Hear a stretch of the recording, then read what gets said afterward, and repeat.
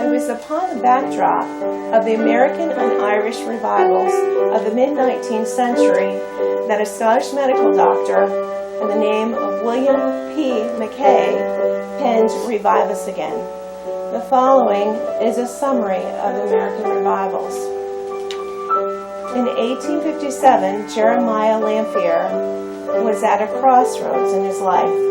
He was a single, middle-aged businessman without children and family. Following his heart to reach the neediest around him, he put aside his regular business and began on work with the North Dutch Church in Manhattan as a lay missionary. Lanphier would begin each day going from office to office, house to house, shop to shop. But by midday, he was physically, emotionally, and spiritually worn out. He discovered that even as the body needs food, the soul and spirit need prayer. Lanphier realized his need and regularly returned to a room in the church consistory building to cry out to God for spiritual strength. This fresh, personal experience of the power of prayer suggested to Lanphier that there might be others who would profit from this time in prayer. He handed out some 20,000 flyers advertising the first noonday prayer meeting, September 23rd, 1857. For the first 30 minutes, he sat alone praying. Eventually, footsteps were heard coming up the staircase, and another joined. Then another, and another, until Lanphier was joined by 5 men. The next Wednesday, the 6 increased to 20. The following week, there were 40. Lanphier and the others decided to meet daily, and within weeks, thousands of business leaders were meeting for prayer each day.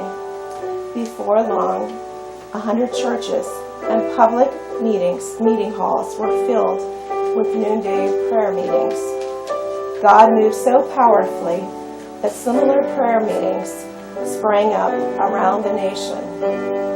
For a season, there were 10,000 conversions to Christ each week in New York City, and it is estimated that nearly 1 million people across the United States were transformed during this incredible move of God.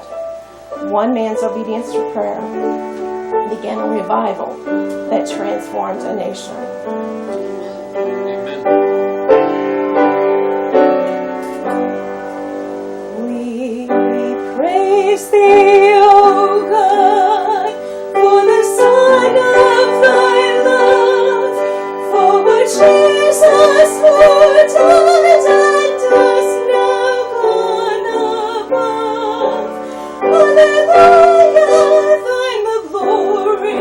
Alleluia, amen.